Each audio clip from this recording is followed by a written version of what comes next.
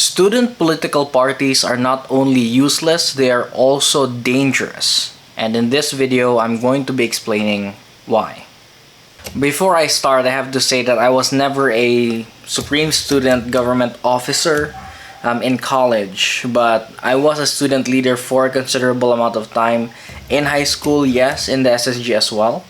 But in college, it was more of the department organizations and volunteer organizations, but not the SSG. So don't have any associations there. Secondly, I don't claim that this applies entirely to the entire world of student organizations or student governments for the entire world, but I can attest that it is very, very clear that this is what's happening in my university, and I don't imagine things to be very different in other places around the Philippines. But outside of the Philippine context, I have no idea whatsoever. In my experience as both as a student and a student leader, looking at two opposing political parties fight for the positions in the SSG, you can quickly tell that it doesn't result in anything good, both for the integrity of the SSG and the quality of the elections, and eventually that also trickles down to the quality of service that we're able to provide to students if you are a student leader in that kind of scenario. Inevitably, there's always going to be one political party which gets the edge over the other, probably getting the majority of the seats in the Congress, or long story short, winning the election. And what happens in that situation is basically it becomes the big guy versus the little guy, and the people who are in the majority are often calling the shots, and those who aren't in a position of power are kind of just scrambling to get by. And I know what you might be thinking, but Miko, isn't there a gray rule that once we become elected, we remove all political affiliations and we serve our best to the public? Yes, there is a gray rule, and no one respects it. Absolutely no one. And you can get a semblance of people respecting the gray rule, but the places where it matters, especially when it comes to discussions and prioritization of certain projects, it basically comes down to who gets enough voting power to pass the projects which are important to that group. And because a certain majority mostly has the say in what's important for them or not, it's easier for them to prioritize the projects which belong to those people of the same political party. So what this means is that it doesn't necessarily mean that the projects being prioritized are the projects which are actually the most important. It's actually based on the belief of the people who belong in a certain party, who are often now alienating themselves from the beliefs and opinions of people from the opposing party. But can't we report the people who aren't practicing the gray rule? Yes, you can, but good luck. Because the problem is, first, the gray rule isn't actually a hard and fast rule. Or fine, don't quote me on that, I'm not entirely sure. But secondly, the problem with it is people who experience the defects or the downsides of the gray rule are actually mostly coming from the other political party which is opposing to that political party.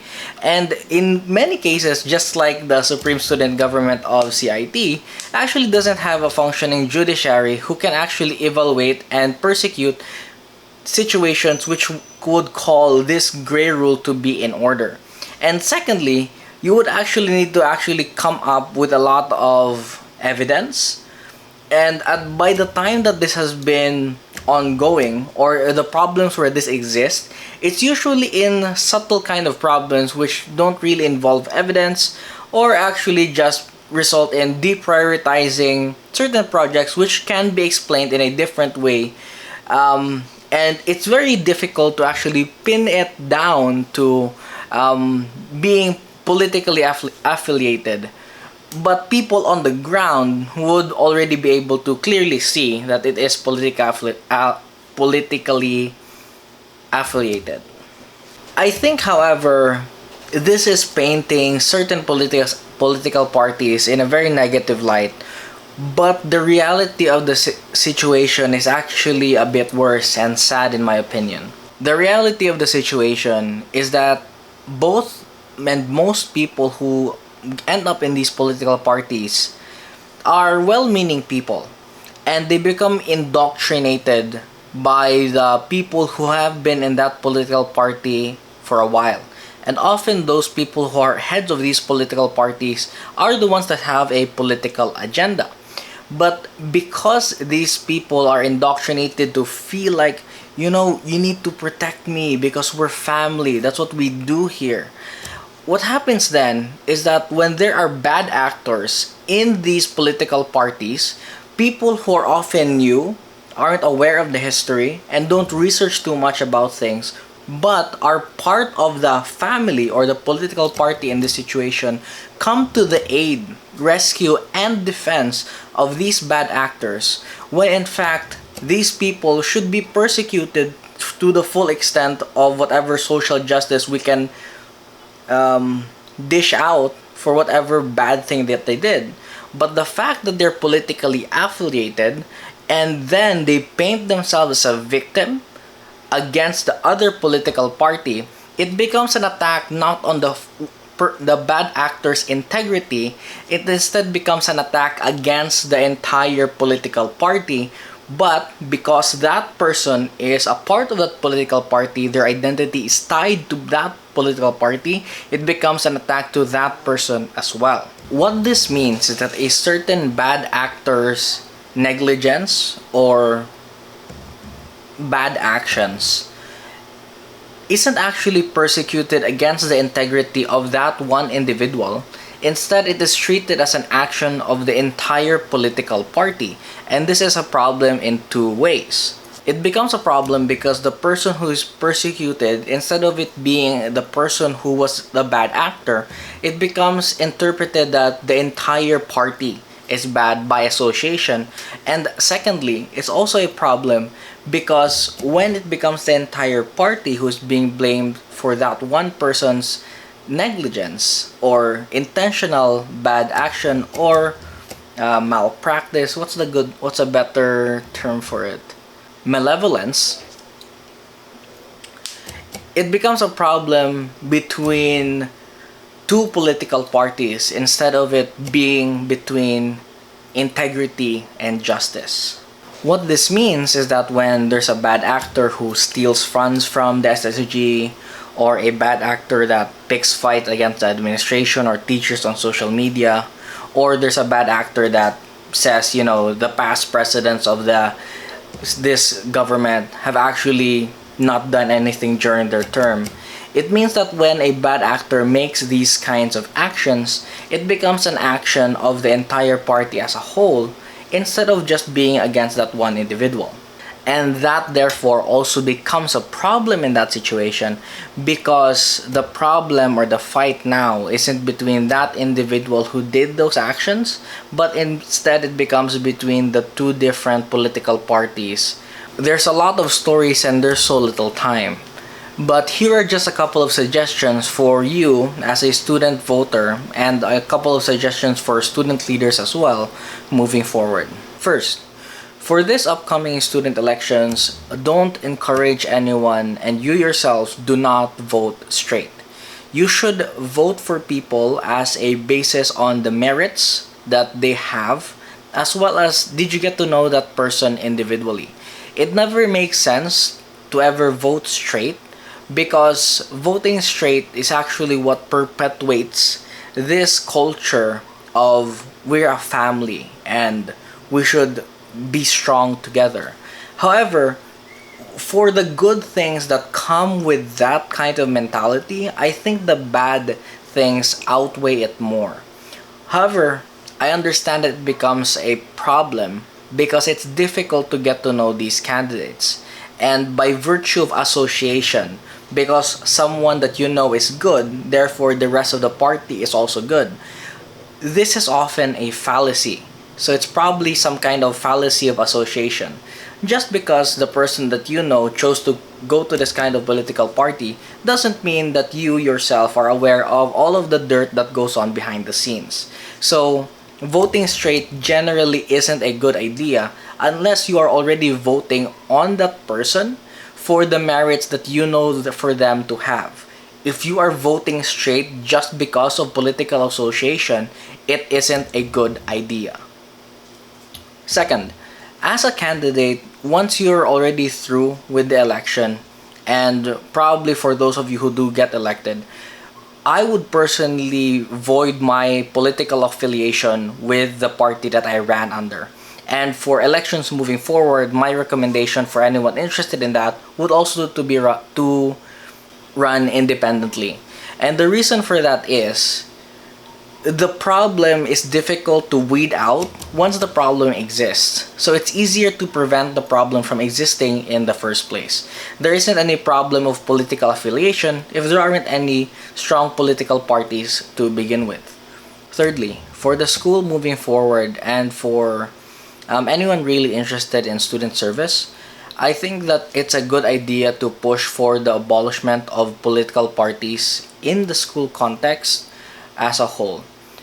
One of the stories that I always like to tell is in my 5 years of college, because I graduated from engineering. Every election, I would always ask the representatives in both of the opposing political party stalls, and I asked, "What makes your political party different from theirs?"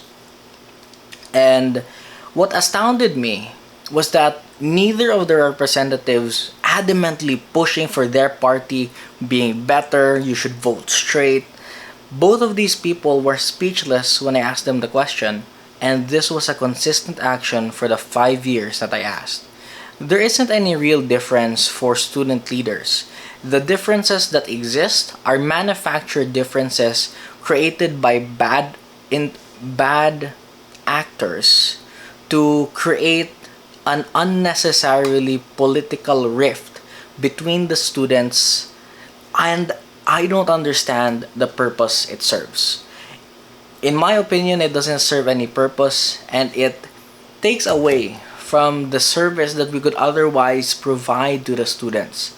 It distracts us from the really important things and gets us involved in so much drama which lasts for months or even years. Sometimes the drama even goes past the election. And that is when we know student governments or student political parties have failed. It's also another obvious failure when there are dirt campaigns that go on, when there are fake social media accounts being created, or using the abuse of power from connections gained before the election to publicly trash talk another candidate during election season. I think those are all obvious failures of student political parties. And I think these problems would not exist, or even if they do exist, would exist in a much smaller scale if the student political parties did not exist. It begs the question then, when should we allow a student political party to exist? And I think one standard that would come out would be the fact that the student political parties need to stand for something, that's first. And secondly, would probably have to stand for opposing things. Because there's a problem when you're establishing a student political party just because. Just because what? The fact that you establish a student political party without any real reason just indicates that there is going to be a lot of political dissonance, not discourse, for absolutely nothing. If there are any real issues where the two opposing parties actually have different stances on and have different ideas on how to tackle, then probably the student political parties should exist. But in the situations where they don't, they just cause us unnecessary problems. And this is dangerous because it disenfranchises to students who are already not aware of who to vote for, now you wrap them in the confines of your problems. You spread the problems that you have of being not so functional to the rest of society instead of keeping it to yourself. The question then becomes, is there any real good that comes from student political parties? Maybe. A couple of years before, the student political parties would only become active during election time, then they would fizzle out after the election is done. In the last couple of years, maybe the last 2 or 3 years, they've actually taken a personality outside of the school and actually started to stand on their own as an organization, actually taking the initiative to go out and like do some relief activities for children in need, cleanup activities, and that is good.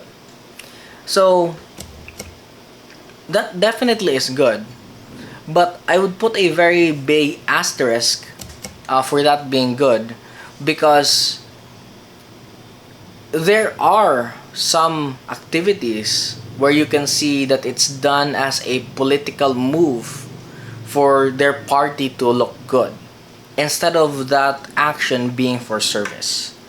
And if that's the situation, then I don't think it is too good.